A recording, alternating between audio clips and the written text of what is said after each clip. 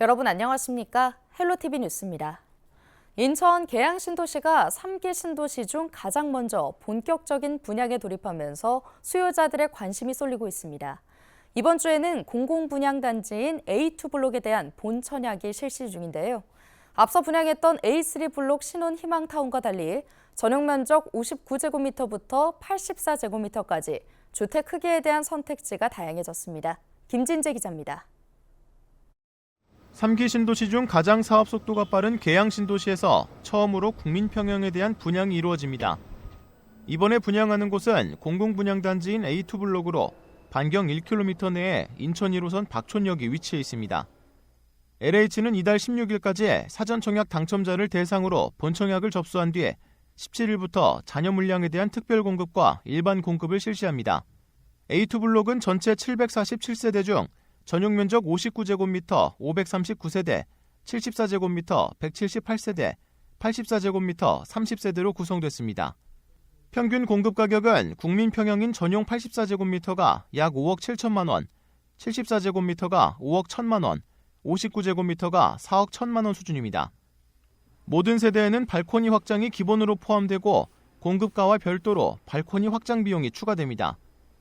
입주 예정 시기는 오는 2026년 12월입니다. A2블록 바로 옆에 위치한 A3블록의 경우 최근 진행한 본청약에서 229세대 모집에 721명이 접수해 평균 경쟁률은 3.14대 1을 기록했습니다. 지난 2021년 A3블록 사전청약 당시 경쟁률이 12대 1을 기록했던 것과 비교하면 4분의 1 수준입니다. 부동산 업계에서는 A3블록 본청약 경쟁률이 낮아진 원인으로 3년 전 추정 분양가보다 실제 분양가가 최대 20% 가까이 상승한 점과 신혼희망타운이라 지원 자격이 제한적인 데다 전용 면적 55제곱미터의 소형 주택만 공급된 점을 꼽았습니다. 전문가는 인근 민간 아파트 분양가와 비교해 이번 A2블록 분양가가 합리적인 수준으로 보인다며 다만 가까운 거리에 전철역이 없다는 점은 청약 시 고려해야 한다고 조언했습니다. 아주 싸다는 느낌은 없지만 저렴한 편에 속한다라고 말씀을 좀 드릴 수가 있겠고요. 다만 조금 아쉬운 게 완전 A급의 위치는 좀 아니죠. 입지적으로 조금 아쉽기는 합니다. 뭐 지하철역이라든지 이런 부분에 있어서. A2블록 청약 접수는 LH 청약 플러스 홈페이지나 모바일 앱을 통해 할 수 있고 당첨자는 오는 31일 오후 5시에 발표될 예정입니다. 헬로티비 뉴스 김진재입니다. 부평 캠프마켓 조병창 병원 건물이 철거됩니다. 부평구는 최근 건축 해체 전문위원회를 열고 부평 캠프마켓 내 조병창 병원 건물인 1776 건물과 1780 건물, 체육관 시설인 1538 건축물 해체를 조건부 의결했는데요. 국방부 의뢰로 한국환경공단이 캠프마켓 건축물 3개 동 연면적 4,571제곱미터 규모 해체 허가를 신청하자 이번 심의를 진행했다는 것이 부평구의 설명입니다. 전문위원들은 해체 작업 시 학교와 주거지가 인접한 만큼 소음, 분진을 대비해 안전히 공사할 것을 조건으로 의결했습니다. 이에 따라 구는 해체 허가와 착공 신고 등 행정 절차를 거쳐 철거에 돌입할 예정입니다. 1780 건물은 일부 존치하고 나머지 1776 건물과 1536 건물은 완전 철거됩니다. 인천시 교육청이 공립예술중학교와 대중예술중학교 건립을 추진합니다. 인천시 교육청은 가칭 인천예술중학교와 인천대중예술중학교 설립을 위한 정책 연구 결과를 바탕으로 오는 25일 공청회를 개최한다고 밝혔는데요.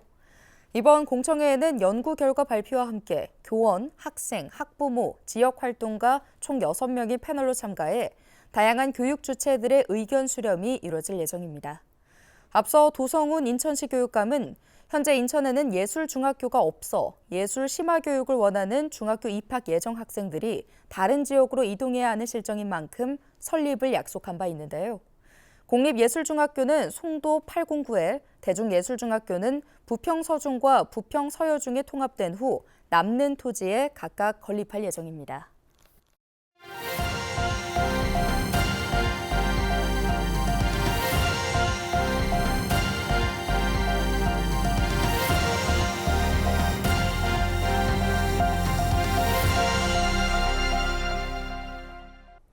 부천의 한 가로주택 정비 사업 시공사가 조합원들 모르게 조합담보로 200억 원 규모의 대출을 받았다가 사기 혐의로 고소당했습니다.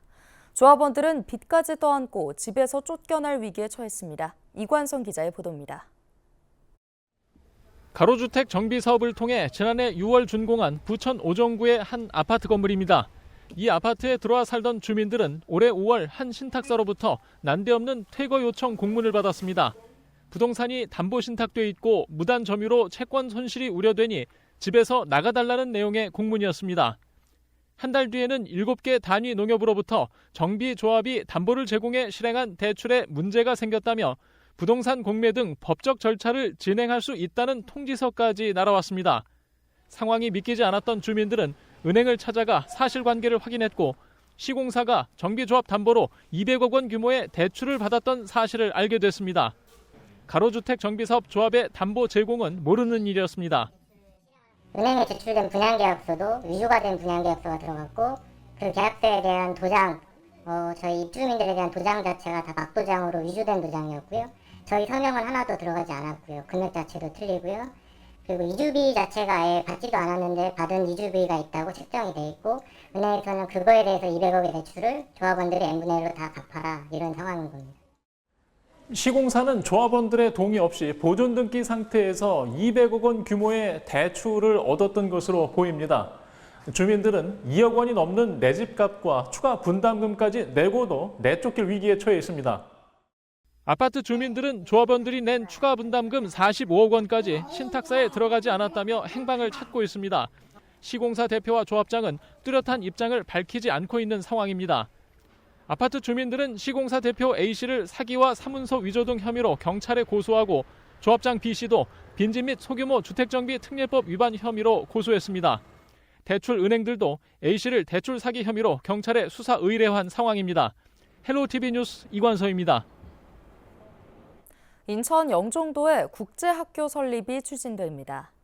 인천경제자유구역청은 영종국제도시 골든테라시티에 외국 교육기관인 국제학교 유치 설립을 위한 국제 공모를 시작했다고 밝혔는데요.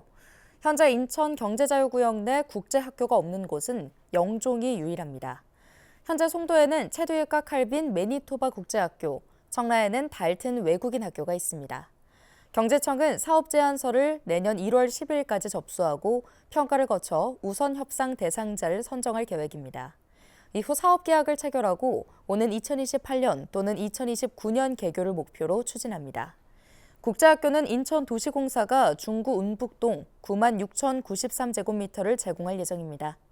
경제청은 골든테라시티에 해외 명문학교를 유치해 외국인 정주 여건 개선을 통해 투자 유치는 물론 지역경제 활성화에 속도를 낸다는 방침입니다. 지난달 주택 거래가 줄면서 인천 지역 집값 상승폭이 줄어든 것으로 나타났습니다. 한국부동산원이 발표한 9월 전국 주택가격 동향 조사를 보면 지난달 아파트와 연립, 단독주택 등 인천 지역 주택 매매 가격 지수는 전달보다 0.21% 오른 것으로 집계됐습니다. 상승폭은 전달 0.43%에 비해 줄었습니다. 대출 규제와 추석 연휴 등으로 매수 문의가 줄며 거래가 둔화됐으나 서구와 동구, 중구의 준신축 위주로 상승한 것으로 파악되고 있습니다. 주택 유형별 집값 상승률은 아파트의 경우 상승폭이 0.37%로 전달의 0.7%보다 줄었으나 모든 주택 유형 가운데 가장 컸습니다. 연립과 다세대 주택 상승폭은 8월 0.14%에서 9월 0.13%로 다소 줄었고 단독, 다가구 주택은 0.15%에서 0.16%로 소폭 상승했습니다. 전월세 시장 역시 상승세를 이어갔지만 상승폭은 8월 0.74%에서 9월 0.66%로 줄었습니다. 경기도 생애 첫 아파트 구매가 가장 많은 곳은 화성, 파주, 양주로 나타났습니다. 16일 부동산 시장 분석업체 부동산인포가 대법원 소유권 이전 등기 신청 매수인 현황을 분석한 결과 올해 1월에서 9월 경기도에서 생애 첫 부동산 구입이 가장 많은 지역은 화성으로 9,500여 건이었습니다. 이어 파주가 7,300여 건, 양주가 6,000여 건으로 뒤를 이었습니다. 지난해에는 2, 3위가 평택 시흥 순으로 경기 남부권의 선호도가 두드러졌지만 올해는 경기 북부 지역의 교통이 발달하면서 파주와 양주로 매수가 몰려 북부권에 대한 선호도가 높아지는 분위기라고 전문가들은 보고 있습니다. 양주는 기존 1호선뿐 아니라 지하철 7호선 연장도 공사가 진행 중이며 서울 양주 고속도로, 동부 간선도로 지하화 등이 추진 중입니다. 경기도가 2% 이하의 수수료로 운영하는 민간 배달앱 시장 활성화를 통해 소상공인을 지원할 방침입니다. 경기도는 16일부터 오는 25일까지 민관협력 제휴 배달앱 사업자를 공개 모집하는데요. 공개 모집은 2% 이하 중개 수수료를 제공하는 모든 배달앱 사업자가 응모할 수 있으며 자체 심사표에 따라 평가한 점수가 일정 기준을 넘으면 사업자로 선정됩니다. 협약 체결 기간은 2년이며 선정된 민간 배달앱 사업자는 경기 지역 화폐 결제 시스템을 사용할 수 있습니다. 인천시가 영종과 송도, 검단 지역의 대중교통 서비스 제고를 위해 총 7개 노선을 신설해 오는 19일부터 순차적으로 운행을 개시합니다. 시는 신도시 대규모 공동주택 입주와 산업단지 조성에 대비해 지난해 노선 신설 및 증차 계획을 수립한 바 있는데요. 이에 따라 지난 3월까지 검단 신도시와 루원시티, 한들지구 등 지역을 대상으로 11개 노선 19대의 증차를 시행했습니다. 이번에 추가로 영종과 송도, 검단 신도시를 대상으로 7개 노선을 신설하고 40대를 증차할 계획입니다. 이들 지역은 지난 2020년 12월 말 시내버스 노선 전면 개편 시행 이후 30% 이상 유입 인구가 증가해 시내버스 이용 수요가 크게 늘어난 곳입니다. 지역별 신설되는 노선은 영종 국제도시 2개 노선 14대, 송도 국제도시 2개 노선 12대, 검단 신도시 3개 노선 14대입니다. 자세한 내용은 인천시청 누리집에서 확인할 수 있습니다. 인천에서 최근 5년간 가짜 석유 등 불법 판매로 적발된 주유소가 36곳에 달한 것으로 나타났습니다. 국회 산업통상자원 중소벤처기업위원회 소속 더불어민주당 허종식 의원이 한국석유관리원으로부터 받은 인천 주유소 불법 유통 적발 현황을 보면 최근 5년 동안 불법 유통으로 적발된 주유소가 36곳으로 집계되는데요. 지역별로는 서구가 10곳으로 가장 많았고 강화군 6곳, 계양구와 중구 각각 4곳, 남동구와 미추홀구 각각 3곳, 동구와 부평구, 옹진군 등이 각각 2곳 순입니다. 특히 서구와 강화, 계양 등 북부권에서만 20곳의 주유소가 적발됐습니다. 적발 항목 중 품질 부적합이 24곳으로 전체의 66.6%를 차지했습니다. 가짜 석유의 경우도 9건으로 25%에 달했습니다. 유정복 인천시장이 시민소통에 나섰습니다. 인천시는 지난 15일 남동 소래아트홀 아트센터 대공연장에서 제2회 생생시정 바로알기 시정설명회를 열었는데요. 직능단체회원과 시민 등 700여 명이 참석한 가운데 열린 설명회에는 유정복 시장이 직접 시가 추진 중인 주요 정책 방향 등을 시민들과 공유하기 위해 마련했습니다. 설명회에서는 현장에서 수집한 시정 인터뷰 내용을 공유하고 재물포 르네상스 사업과 광역철도망 구축, 바이오 특화단지 유치 계획 등 주요 현안을 설명했습니다. 또 교통 문제와 통행료 부담, 취약계층 소상공인 지원 대책 등도 함께 소개했습니다. 경기도와 경기도의회가 경기도 청년 기본소득 개선 방안 모색을 위한 공개 정책 토론회를 개최했습니다. 주요 내용으로는 경제 수준에 따른 청년 기본소득 차등 지급 방안과 재원 부담을 고려해 청년 전체가 아닌 적절한 연령에게 지급하는 방안 등이 제시됐는데요. 이 밖에도 기존 보편 지원 체계에서 지급액에 차등을 줘야 한다. 경기 북부에는 취업 준비를 위한 학원 등이 부족해 역량 개발을 위한 지역 화폐의 활용성이 떨어진다. 청년이 필요한 연령을 직접 선택해 지원받을 수 있게 해야 한다 등의 다양한 의견이 제시됐습니다.